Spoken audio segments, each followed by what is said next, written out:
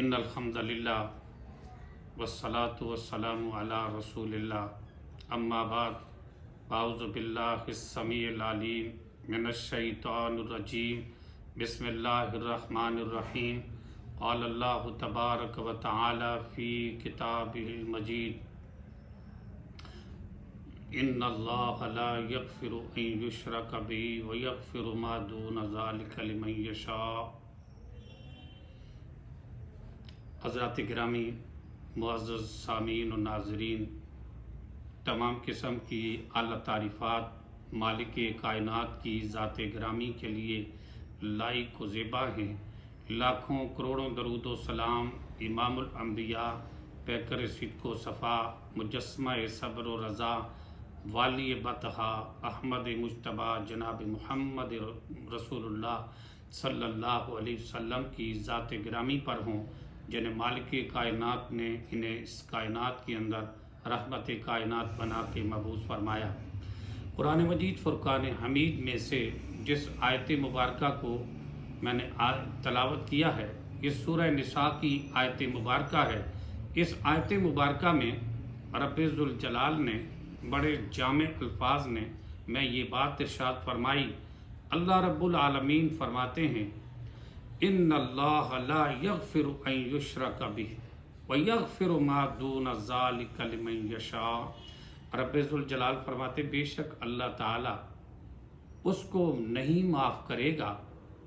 جس نے اللہ کے ساتھ کسی کو شریک بنایا، جس نے شرک کیا، اللہ اس کو معاف نہیں کرے گا۔ وَيَغْفِرُ مَا دُونَ ذَلِكَ لِمَن یشاء، اور اس کے علاوہ جو چاہے، جو گناہ بھی چاہے اس کو معاف کر دے۔ لیکن مالک کائنات فرماتے ہیں جس نے اللہ کے ساتھ کسی کو شریک ٹھہرایا، دنیا کے سارے گناہوں کو معاف کر دیا جائے گا۔ میں چاہوں گا تو سارے گناہوں کو معاف کر دوں گا، پر مالک کائنات نے فرمایا ایک گناہ ایسا ہے جس کو میں کبھی معاف نہیں کروں گا، وہ رب العالمین کے ساتھ شرک ہے۔ شرک ہرگز نہ کیا جائے کہ مالک کائنات شرک کیا ہوتا ہے کہ اللہ تعالیٰ کے معاملات کے اندر، اللہ کے تصرفات کے اندر، اللہ کے اختیارات کے اندر، اللہ کی کائنات کے ذرے ذرے میں جہاں بھی اللہ رب العالمین فوق الاسباب کسی چیز کو رب ذوالجلال مثال کے طور پر کہتے ہیں یہ دکان ہے، اس کے اندر دو بندے شریک ہیں، یہ ایک اونٹ ہے، اونٹ کے اندر قربانی کے لیے کہتے ہیں 10 لوگ شریک ہو سکتے ہیں، 7 بھی ہو سکتے ہیں شریک، تو یہ سارے شریک ہیں۔ اور اللہ رب العالمین کے کائنات کے ذرے ذرے میں نہ اللہ کی کوئی ذات میں شریک ہے، نہ اس کی صفات میں شریک ہے، نہ اس کی عبادات میں کوئی شریک ہے، نہ اس کے اسماء و صفات کے اندر کوئی شریک ہے۔ اللہ ہر لحاظ سے وحدہ لا شریک ہے۔ ان چیزوں میں سے جو اللہ تعالیٰ کی صفات ہیں، ان صفات کو دوسرے لوگوں کے اندر کامل طور پر ماننا کہ جس طرح اللہ رب العالمین بیٹیاں اور بیٹے عطانے والا ہے، ہمارے خیال میں کہ اللہ کے ساتھ کوئی دوسرا بھی یہ کام کرتا ہے، اس کا مطلب دوسرے کو بھی اللہ کی اس صفت میں شریک کر دیا۔ مثلا اللہ زندہ ہے، ہمیشہ زندہ ہے اور حی اللہ یموت ہے۔ ہم کہیں ولی بھی زندہ، نبی بھی زندہ، وہ بھی ہمیشہ لا حی اللہ یموت ہے، تو یہ بھی اللہ کی صفات میں یہ شرک ہے۔ اگر اللہ رب العالمین دعا عبادت ہے، ہم اللہ کے ساتھ دوسروں کو بھی اس عبادت میں شریک کریں، اللہ رب العالمین کی اس عبادت کے اللہ کو پکارنا یہ عبادت ہے، دعا کرنا عبادت ہے۔ نبی پاک علیہ السلام نے فرمایا اگر یہ عبادت اور دعا اللہ کے علاوہ کسی اور کی بھی ہم کرتے ہیں تو یہ رب العالمین کے ساتھ یہ شرک ہے۔ اللہ کی نہ ذات میں کوئی شریک ہے، نہ اس کی بات میں کوئی شریک ہے، نہ اس کی صفات میں کوئی شریک ہے، نہ اس کے اختیارات میں کوئی شریک ہے۔ تو اگر ان میں سے کوئی بندہ، شرک تو بہت سارے ہیں، بہت ساری قسمیں ہیں شرک کی، اللہ اکبر، لیکن ہمیں یہ سمجھنا چاہیے کہ اللہ کی ذات اور بات میں کسی کو شریک نہیں کرنا چاہیے۔ اللہ رب العالمین شرک سے پاک ہے، اللہ رب العالمین ہمیشہ وحدہ لا شریک ہے، اللہ کے ساتھ کسی کو شریک نہ کیا جائے، اور اللہ کے اختیارات کے اندر کسی کی مداخلت کو نہ مانا جائے۔ اللہ رب العالمین کے اختیار میں کسی اور کو بھی اختیار دیا جائے۔ اللہ اس کائنات کا داتا ہے، اور اگر ہم اور بندے کو کہتے ہیں کہ وہ بندہ بھی وہ بھی داتا ہے، اللہ بھی دیتا ہے وہ بھی دیتا ہے، اللہ مشکل کشا ہے وہ بھی مشکل کشا ہے، اللہ حاجت روا ہے وہ بھی حاجت روا ہے، اگر ایسے مانا تو شرک کیا۔ اگر اللہ کو وحدہ لا شریک مانا کہ اس کائنات کے اندر مالک کائنات کا کسی چیز میں کوئی شریک نہیں، تو یہ توحید ہے۔ اگر اس کے اندر شرک کیا یہ شرک ہے۔ اب بات جو کرنے کی ہے کہ رب العالمین نے فرمایا کہ دنیا کے اندر بندہ جتنے بھی گناہ کرے، اللہ فرماتے میں سارے گناہ معاف کر دوں گا،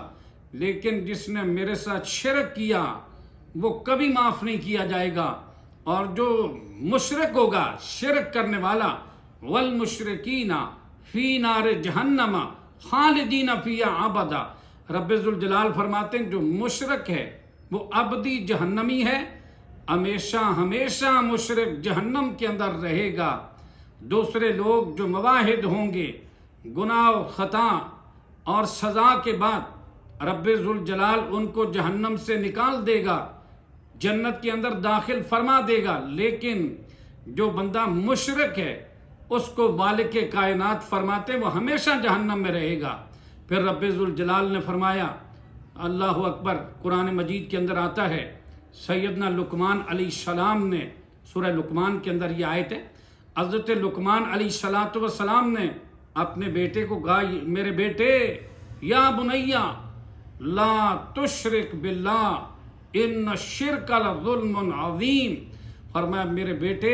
اللہ کے ساتھ کسی کو شریک نہ بنانا، اللہ کے ساتھ کسی کو شریک نہ ٹھہرانا، ان الشرک لظلم عظیم، فرمایا بیٹے جو شرک ہے یہ ظلم عظیم ہے، یہ اللہ کے ساتھ ظلم ہے، مخلوق کے ساتھ نہیں، اور جو ظالم ہوگا اس کی نجات کبھی نہیں ہوگی۔ جو اللہ کے ساتھ ارتکاب شرک کرنے والا، وہ ظلم کرنے والا، مشرک، بے ایمان، ظالم ہوتا ہے۔ جو اللہ رب العالمین، کیونکہ رب ذوالجلال نے کائنات کے ذرے ذرے کو اکیلے رب ذوالجلال نے پیدا کیا۔ ہم کہیں کہ یہ فلاں بابے نے یہ کیا، فلاں نے یہ کیا، فلاں نے بھی یہ کیا، تو رب العالمین کی مخلوق کے اندر یہ بھی، اس کی صفت تخلیق کے اندر یہ بھی شرک ہوگا۔ ہمیں چاہیے کہ اللہ رب العالمین کے ساتھ ہمیشہ شرک سے بچتے رہیں۔ اگر شرک کا ارتکاب کیا تو رب العالمین نے قرآن مجید کے اندر سورہ انعام کے اندر اللہ نے 18 نبیوں کا ذکر کیا، بڑے جلیل القدر پیغمبر، بڑے مرتبے و مقام والے، بڑی عظمت و شان والے، بڑے عظیم و شان انبیاء کرام کی جماعت، 18 نبیوں کا ذکر کیا ایک ہی آیت میں۔ تو رب العالمین فرماتے ہیں لو اشرکوا لحبط عنہم ما کانوا یعملون، اللہ فرماتے ہیں اگر خدا نہ خواستہ یہ انبیاء بھی شرک کا ارتکاب کر لیتے، اگر انہوں نے بھی شرک کیا ہوتا تو اللہ فرماتے لحبط عنہم ما کانوا یعملون، ان کی زندگی کے سارے اعمال برباد ہو جاتے، ان کے اعمال ضائع ہو جاتے، ان کے اعمال ختم ہو جاتے، ان کے اعمال باطل ہو جاتے اگر یہ بھی ارتکاب شرک کرتے۔ جہاں پر کیونکہ انبیاء اور رسل جو ہوتے ہیں وہ تو موحدین کی جماعت ہوتی ہے، انبیاء تو توحید کا ہی پیغام دیتے ہیں، سارے انبیاء کی دعوت ہی توحید تھی، لیکن اللہ رب العالمین نے کائنات کے لوگوں کو سمجھانے کے لیے کہا، اتنے بڑے مقام والے، اتنی بڑی بڑی ہستیاں، اتنی بڑی شان والے، اتنے بڑے مرتبے والے، اتنے بڑے بڑے انبیاء اور رسل بھی اگر اس گناہ کا ارتکاب کرتے تو ان کی زندگی کے سارے اعمال غارت و برباد ہو جاتے، تو میں اور آپ کیا ہیں؟ پھر اللہ نے امام الانبیاء علیہ السلام کو بھی کہا، اللہ نے فرمایا اگر پیغمبر خدا نخواستہ آپ بھی ارتکاب شرک کرتے تو اللہ قرآن میں فرماتے ہیں، اللہ فرماتے ہیں میرے محبوب تیرے بھی اعمال غارت ہو جاتے۔ میرے بھائیو، یہاں امت کو سمجھانے کے لیے، کائنات کے باسیوں کو بتانے کے لیے فرمایا کہ امام الانبیاء بھی ایسے گناہ کا اگر بالفرض ارتکاب کرتے تو ان کے عمل بھی غارت ہو جاتے، اور آپ کیا ہیں، ہم کیا ہیں۔ تو رب العالمین نے یہاں سمجھانے کے لیے بات بتائی، انبیاء اور رسل تو شرک نہیں کرتے، لیکن کہاں اگر وہ ارتکاب شرک کرے تو ان کی بھی معافی نہ ہوتی، ان کے بھی اعمال غارت ہو جاتے۔ تو میرے بھائیوں، جس بندے نے شرک کیا، زمین و آسمان کو اگر نیکیوں سے بھر لے تو ایک ارتکاب شرک کرنے کی وجہ سے ان کے سارے اعمال برباد ہو جائیں۔ ہاں، اگر کسی بندے نے شرک کی معافی ایک صورت میں تو ہوتی ہے، ویسے اگر شرک کا ارتکاب کرتے ہوئے دنیا سے چلا گیا، رب ذوالجلال سے اپنے گناہ کی معافی نہیں مانگی، اللہ کی طرف رجوع نہیں کیا، توبہ نہیں کی، معافی نہیں مانگی، تو پھر تو دنیا سے چلے جانے کے بعد ایسے شخص کے لیے اللہ رب العالمین تو مغفرت کے بارے میں بھی اللہ نے فرمایا، ما کان لنبی والذین آمنوا یستغفروا للمشرکین، فرمایا نبی اور مومنوں کے لیے یہ لائق نہیں ہے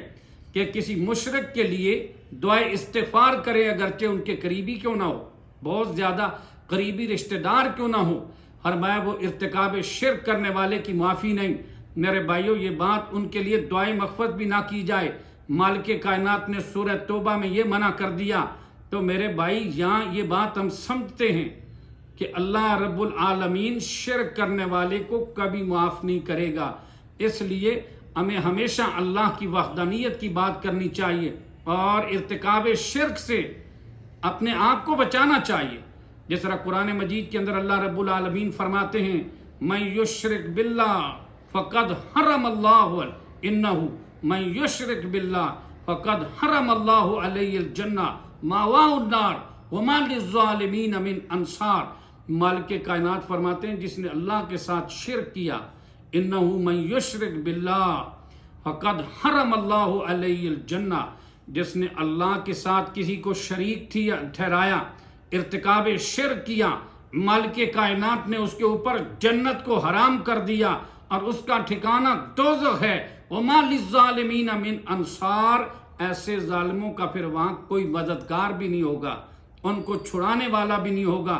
ان کو بچانے والا بھی نہیں ہوگا۔ رب ذوالجلال نے، یہاں ہم سمجھتے ہیں کہ فلاں فلاں بچا لے گا، میرے بھائیوں کوئی بھی بچانے والا نہیں۔ رب ذوالجلال کی بارگاہ میں اللہ سے معافی مانگا کرو کہ جس نے ارتکاب شرک کیا، مالک کائنات اس کو معاف نہیں کرے گا، اور شرک کرنے والا ہمیشہ جہنم کے اندر رہے گا، ابدی جہنمی ہے۔ اللہ نے جنت کو مشرک پر حرام کر دیا۔ پھر قرآن مجید کے اندر رب العالمین فرماتے ہیں، اللہ کا غصہ تو دیکھیں، مالک کائنات فرماتے ہیں، اللہ رب العالمین اتنا غصے سے فرماتے ہیں، انما المشرکون نجس یا ایھا الذین آمنوا انما المشرکون نجس۔ رب العالمین فرماتے، اے ایمان والو، جو مشرک ہے یہ بڑا پلیت ہوتا ہے، مشرک بڑا نجس، بڑا پلیت ہوتا ہے۔ میرے بھائیوں، ہمیں یہ دیکھنا چاہیے کہ مشرک جو شرک کرتا ہے، مالک کائنات ایسے مشرک سے کتنی نفرت فرماتے ہیں۔ اور نبی پاک صلی اللہ علیہ وسلم، حدیث پاک کے اندر آتا ہے، ایک صحابی کو نبی پاک علیہ السلام تعلیم دیتے ہوئے، توحید کا درس دیتے ہوئے، رب ذوالجلال نبی پاک صلی اللہ علیہ وسلم نے اسے توحید کا درس دیتے ہوئے کہا، شرک سے بچنے کی تعلیم دیتے ہوئے اپنی صحابی سے کہتے ہیں، او میرے صحابی، لا تشرک باللہ، اللہ کے ساتھ کبھی شرک نہ کرنا، ان قتلتا وحرقتا، فرمایا اگر تجھے قتل بھی کر دیا جائے اور تجھے آگ کے اندر زندہ جلا دیا جائے، پھر بھی لا تشرک باللہ، اللہ کے ساتھ کبھی شرک نہ کرنا۔ اگر تجھے قتل کر دیا جائے، تجھے آگ میں جلا دیا جائے، پھر بھی ارتکاب شرک نہ کرنا، کیونکہ باقی چیزیں ساری اللہ جب چاہے گا تو معاف کر دے گا، جس نے اللہ کے ساتھ شرک کیا اسے معاف نہ کیا جائے گا۔ سرور کائنات صلی اللہ علیہ وسلم نے فرمایا، لوگوں، ساری کائنات کے گناہوں سے اکبر الکبائر، فرمایا بڑے سے بڑا جو گناہ، سارے گناہوں سے بڑا گناہ ہے اللہ کے ساتھ شرک کرنا۔ اور پھر شرک چھوٹی چھوٹی باتوں کے اندر بھی شرک ہو جاتا ہے۔ اکثر لوگ قسم اٹھاتے ہیں نا، कसम उठा के कहते हैं जी मुझे अपनी माँ के दूध की कसम, मुझे तेरी मोहब्बत की कसम, मुझे जवानी की कसम, फलां बाबे की कसम, फलां फलां की कसम उठाते हैं। नबी पाक अलैहिस्सलाम का फरमान गिरामी हदीस पाक अबी दाऊद के अंदर मौजूद है। कुरैन के ताजदार अलैहिस्सलाम ने फरमाया मन हलफा बिगैरिल्लाह फक़द अशरका, जिसने गैरुल्लाह की कसम उठाई उसने शिरक किया। ये भी शिरक है, गैरुल्लाह की कसम उठाना भी शिरक है। और फिर मेरे भाइयों एक बड़ी शानदार हदीस, बड़ी जामे तिरमिज़ी के अंदर ये हदीस मौजूद है सही सनद के साथ कि नबी पाक सल्लल्लाहु ताला अलैहि वसल्लम बयान फरमाते हैं, हदीस कुदसी है। हदीस कुदसी उस हदीस को कहते हैं कि रब्बे जुल जलाल का पैगाम हो और ताजदार मदीना का बयान हो। यानी नबी पाक सल्लल्लाहु अलैहि वसल्लम फरमाएं कि अल्लाह ने ये फरमाया और कुरान के अंदर मौजूद ना हो, हदीस के अंदर हो। नबी पाक फरमाएं कि अल्लाह ने ये बात इरशाद फरमाई, नबी पाक अलैहिस्सलाम की उम्मत को अल्लाह ने ये कहा, तो इस हदीस को कहते हैं हदीस कुदसी। हदीस कुदसी है जामे तिरमिज़ी के अंदर कि नबी पाक अलैहिस्सलाम फरमाते हैं कि रब्बे जुल जलाल ने फरमाया, ए इब्ने आदम अगर तुम मुझ पर ही भरोसा करे और मुझसे ही अपनी उम्मीदें वाबस्ता रखें और मुझे ही पुकारें हर मुश्किल के अंदर, मुझे ही पुकारें और मुझसे ही अपनी उम्मीदें वाबस्ता रखें। फरमाया तेरे जितने भी गुनाह होंगे तुझसे सरजद हो जाएंगे, वो सारे गुनाह माफ़ कर दूंगा। फिर अल्लाह रब्बुल आलमीन फरमाते हैं जितने भी तेरे गुनाह होंगे मैं माफ़ कर दूंगा, कोई परवाह नहीं करूंगा। अगर तू मुझसे माफ़ी मांगेगा तेरे सारे गुनाह माफ़ कर दूंगा। फिर फरमाया अगर इतने गुनाह तुझसे हो गए कि आसमान तक पहुंच गए, फरमाया फिर भी तू मेरी तरफ रजू करेगा, अगर माफ़ी मांगेगा तो तेरे गुनाहों को माफ़ कर दूंगा और मैं परवाह नहीं करूंगा। अल्लाह अकबर। फिर फरमाया अगर तू गुनाह को ज़मीन को गुनाहों से भरकर ले आया, इस हाल में तूने मेरे साथ मुलाकात की कि तूने मेरे साथ शिरक नहीं किया, मेरे साथ किसी को शरीक नहीं ठहराया, फरमाया मैं ज़मीन के बराबर तुम्हें मग़फ़िरत से नवाज दूंगा। तो अगर शिरक का इर्तिकाब किया मेरे भाइयों तो अल्लाह रब्बुल आलमीन सारी कायनात के गुनाहों को ज़मीन से आसमान तक और पूरी ज़मीन गुनाहों से भरी हुई है, फिर भी अल्लाह की तरफ रजू करे, अपने गुनाह का एतराफ़ करे, अपने गुनाह की माफ़ी मांगे तो मालिक कायनात उसके गुनाह को माफ़ कर देगा। लेकिन अगर उसके अंदर शिरक का इर्तिकाब नहीं और दुनिया से चले जाने के बाद अगर दुनिया के अंदर कोई बंदा शिरक की माफ़ी मांगता है, शिरक से बाज आ जाता है, अपने शिरकिया अकायद से ताइब हो जाता है, अपने रब की तौहीद पे लग जाता है, तो फिर रब्बे जुल जलाल उसके साबका सारे गुनाहों को माफ़ फरमा देगा। इन्नल्लाह यग़फ़िरु ज़ुनूब जमीआ, अल्लाह तो सारे गुनाह माफ़ करने वाला है जो सिद्क़ के दिल से मालिक के कायनात की बारगाह में माफ़ी मांगेगा। इसलिए मेरे भाइयों हमें ये सोचना चाहिए कि जो बंदा शिरक करता है उसकी किसी तरह माफ़ी नहीं। जिस तरह के रब्बुल आलमीन फरमाते हैं मैं युशरिक बिल्लाह फ़क़द हरम अल्लाहु अलैहिल जन्नह, जिसने शिरक किया अल्लाह ने उसके ऊपर जन्नत को हराम कर दिया। फिर अल्लाह अकबर। एक बात यह भी शिरक, छोटा छोटा भी शिरक होता रहता है, लोग करते रहते हैं और इस बात को शिरक समझते नहीं है। एक शिरक ये भी होता है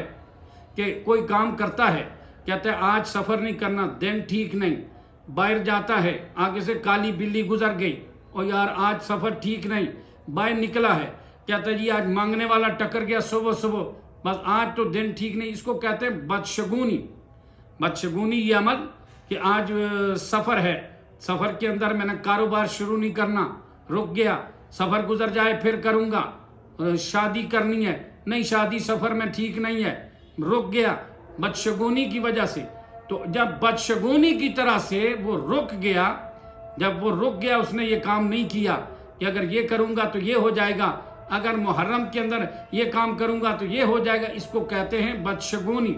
और नबी पाक अलैहिस्सलाम का इरशाद गिरामी है मन रद्दा तो तैयार तो अन हाजत ही फ़क़द अशरका, फरमाया जिसको बदशगुनी किसी काम के करने से रोक दे फ़क़द अशरका, उसने शिरक किया है। मेरे भाइयों सारे गुनाहों से बड़ा गुनाह جو بڑا ظلم عظیم جو ہے وہ شرک ہے۔ میرے نبی پاک علیہ السلام نے سختی سے اس بات سے روکا ہے، اللہ نے قرآن پاک کے اندر بھی بڑی سختی سے اس بات سے روکا ہے کہ میرے بندو اللہ کے ساتھ شرک نہ کرنا، اگر شرک کرو گے تو ہلاک ہو جاؤ گے، شرک کرو گے برباد ہو جاؤ گے، اعمال ختم ہو جائیں گے، تمہاری نیکیاں برباد ہو جائیں گی، تو دنیا کے اندر بھی خسارہ، آخرت میں بھی ابدی جہنمی بن جاؤ گے۔ رب العالمین ہمیں توحید پر عمل کی توفیق عطا فرمائے اور شرک سے محفوظ فرمائے۔ وآخر دعوانا ان الحمدللہ رب العالمین۔